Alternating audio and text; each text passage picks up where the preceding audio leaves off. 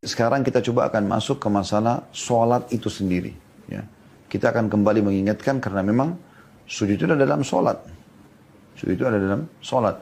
Dan bagaimana Nabi SAW mengingatkan kalau ada orang yang sholat memberi wudu dengan sempurna lalu kemudian dia memberikan hak ruku, hak sujudnya.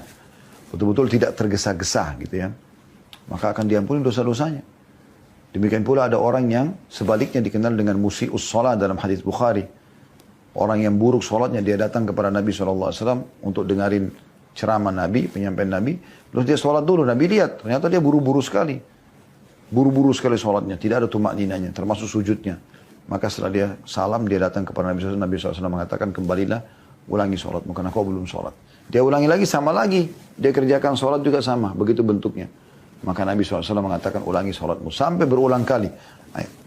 Akhirnya dia mengatakan, ya Rasulullah, saya tidak tahu selain ini.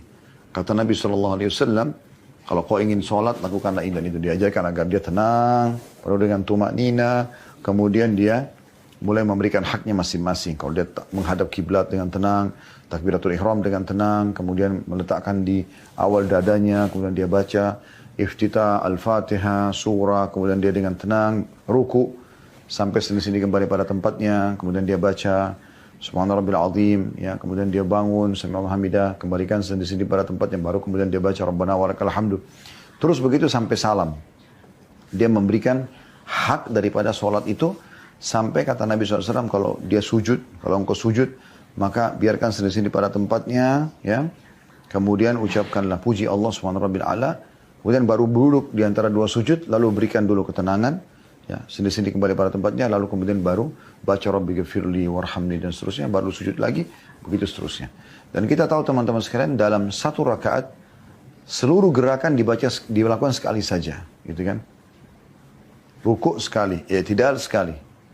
Tapi sujud dilakukan 2 kali. Berarti ada sebuah pesan penting dalam masalah sujud ini. Oleh karena itu seseorang harus hati-hati. Dan sujud ini hanya boleh dikerjakan untuk Allah Subhanahu Wa Taala, tidak boleh sujud kepada makhluk. Gak boleh sujud di bawah kaki orang, gak boleh. Walaupun orang tua juga gak boleh.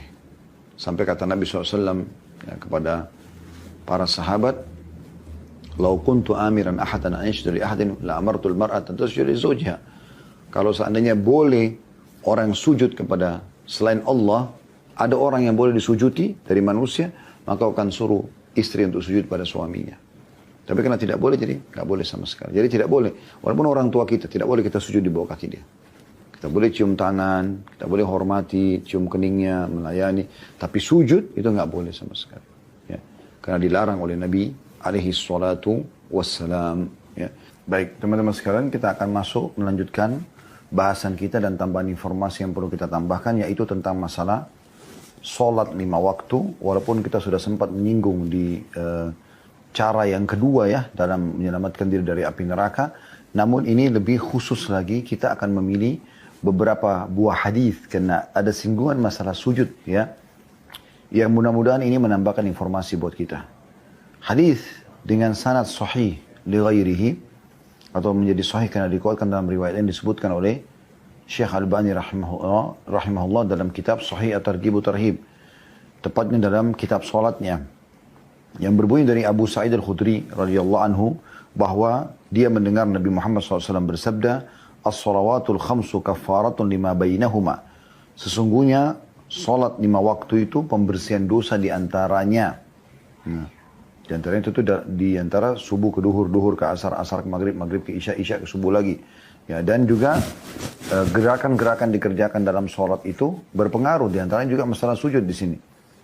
Thumma qala Rasulullah SAW, kemudian Nabi SAW bersabda, "Ara'aita law anna rajulan kana ya'tamil wa kana baina manzilihi wa baina mu'tamilihi 5 anhar fa idza ata mu'tamalahu 'amila fihi ma syaa Allah fa asabahu al-wasakh aw al-'araq fa kullama marra binahrin igtasal ma kana dhalika yubki min daranihi fa kadzalika as-salah kullama amila khati'atan fada'a wastaghfara ghufira lahu ma kana qablaha." Kata Nabi SAW, setelah mengatakan salat 5 waktu pelebur dosa di antaranya, lalu beliau mengatakan, bagaimana menurut kalian jika ada orang yang bekerja Dan antara rumah dan tempat kerjanya ada 5 sungai. Ada 5 sungai. Apabila dia mendatangi tempat kerjanya, dia bekerja keras sesuai dengan kehendak Allah, lalu badannya terkena kotoran ataupun keringat. Lalu setiap kali dia melewati sungai, maka dia mandi. Apakah hal itu masih menyisakan kotoran di tubuhnya? Jadi kalau dia pergi ke tempat kerjanya, lalu dia kerja di sana, dia keringatan, kayak umumnya orang bekerja keras gitu kan. Dia keringatan, badannya kotor gitu kan, bajunya kotor. Pada saat dia mau pulang ke rumahnya, antara tempat kerja dengan rumahnya ada 5 sungai. Dia mandi di sungai 1, kemudian dia mandi lagi di sungai 2, terus begitu sampai sungai yang kelima. Kata Nabi SAW, apakah masih tersisa kotoran di tubuhnya pada saat tiba di rumahnya? Tentu jawabannya tidak ada lagi. 5 kali mandi. Gitu kan? Lalu kata Nabi SAW, begitulah sholat. Setiap kali dia melakukan kesalahan, lalu dia berdoa dan memohon ampunan, maka kesalahan yang telah dilakukannya diampuni. Maka kesalahan yang dilakukannya diampuni. Di dalam hadis yang lain, ya, dengan sanad sahih dari Jabir radhiyallahu anhu, dia berkata, Rasulullah SAW bersabda, "Mathalus salawatil khamsi kamathali nahrin jarin ghamrin." Perumpamaan salat 5 waktu adalah seperti sungai yang mengalir deras di depan pintu salah seorang dari kalian. Ya, ala babi ahadikum. Yaktasilu minhu kulla yawmin 5 marrat. Dia mandi sehari 5 kali. Orang kalau mandi jelas, basahin kepala, bersihin kepalanya, badannya, semua itu orang kalau mandi seperti itu. Di dalam hadis yang luar biasa, ya, hadis lainnya dengan sanad hasan sahih. Hadis tadi yang sebelumnya diriwayatkan oleh Imam Muslim, ya. Sebelumnya lagi Al-Bazzar dan At-Tabarani. Itu semua hadis-hadis yang sahih. Kalau hadis yang sekarang yang saya mau bacakan diriwayatkan Tabarani dalam Mu'jam As-Saghir dan Mu'jam Al-Awsat dengan sanad hasan. Dari Abdullah bin Mas'ud radhiyallahu anhu, beliau mengatakan bahwasanya Rasulullah SAW bersabda, tahtarikun, tahtarikun. Jadi kalian terbakar, ya. Maksudnya terjerumus dalam banyak kesalahan dosa sehingga membuat kalian bisa masuk dalam api neraka, dibakar. Ya. Fa idza shallaitumus subha gasalatha. Kalau kalian sholat subuh, maka kalian telah mencucinya, membersihkan itu bahaya dosa dan kebakaran yang bisa menimpa tubuh kalian. Thumma tahtarikun. Lalu kalian terbakar lagi karena banyaknya dosa yang terjadi antara subuh ke duhur. Fa idza shallaitumudz dhuhra gasalatha. Kalau kalian sholat duhur, dibersihkan lagi dosa-dosa itu. Thumma tahtarikun, lalu kemudian terbakar lagi kalian, terbakar lagi. Setiap saat bisa masuk api neraka gitu. Fa idza shallaitumul asra gasalatha. Kalau kalian sholat asar, dibersihkan dosa-dosa itu. Thumma tahtarikun, lalu kalian terbakar lagi dan terbakar lagi. Fa idza shallaitumul maghriba gasalatha. Kalau kalian sholat maghrib, dibersihkan lagi itu. Thumma tahtarikun, lalu kalian terbakar dan terbakar lagi. Fa idza shallaitumul isya'a gasalatha. Kalau kalian sholat isya, maka tercuci semua itu. Thumma tanamuna fala yuktabu alaikum hatta tastayqidu. Kemudian kalian tidur, ya, dalam kondisi itu maka tidak dituliskan dosa atas kalian sampai kalian bangun. Ya, ini berarti menandakan sholat itu luar biasa. Di antara gerakan utama adalah yang sudah kita sebutkan tadi. Yang paling afdal kata Imam Nawawi dari semua gerakan sholat adalah sujudnya. Kemudian juga dalam hadis yang lain, ya, hadis hasan di ghairihi diriwayatkan Tabarani dalam Mu'jam Al-Awsat dan juga Mu'jam As-Saghir, ya. Dan kata Al-Hafidh, rawi-rawinya semuanya dijadikan hujjah. Hadis ini hasan. Dari Anas bin Malik radhiyallahu anhu, beliau berkata bahwasanya Rasulullah SAW bersabda, "Inna lillahi malakan yunadi 'inda kulli shalah. Ya bani Adam, qumu ila niranikum allati awqadtumuha fa'atfi'uha." Sesungguhnya Allah mempunyai malaikat yang berseru setiap sholat. 5 waktu, sholat wajib. Wahai anak cucu Adam, bangkitlah kalian ke api yang telah kalian nyalakan, lalu padamkanlah ia. Maksudnya dengan sholat itu. Ya. Karena kita tidak pernah tahu, subhanallah, masalah dosa-dosa yang kita lakukan, mana yang akan membinasakan. Ya. Dalam hadis yang lain, hadis ini diriwayatkan juga oleh Tabarani dalam Mu'jam Al-Kabir dengan sanad sahih dari Abdullah bin Mas'ud radhiyallahu anhu.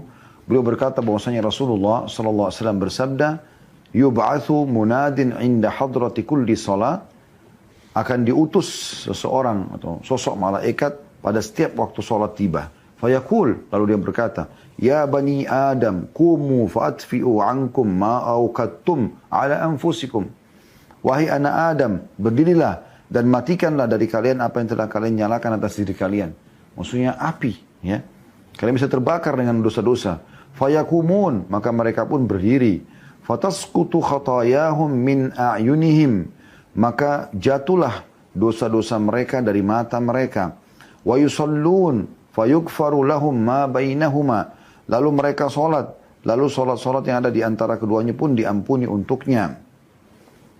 Thumma tuqiduna fima baina dzalik, kemudian kalian menyalakan lagi di antara itu api-api, ya.